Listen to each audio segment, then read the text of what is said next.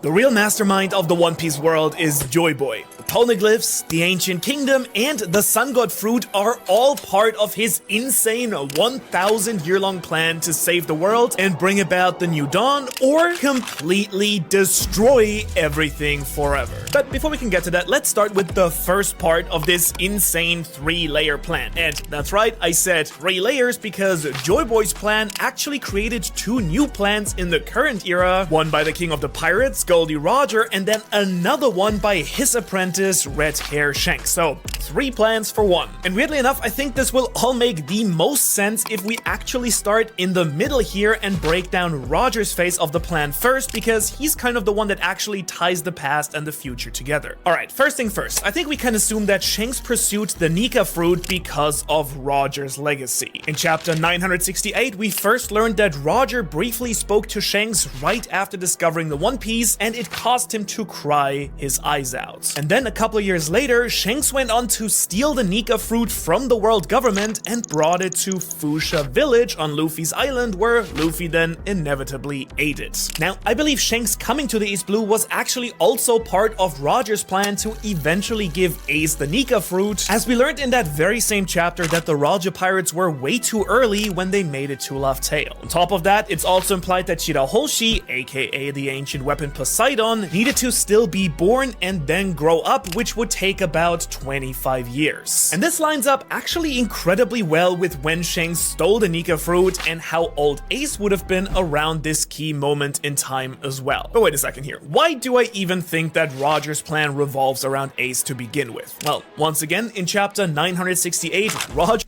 Bruh, I never knew that, fam. Y'all think this true?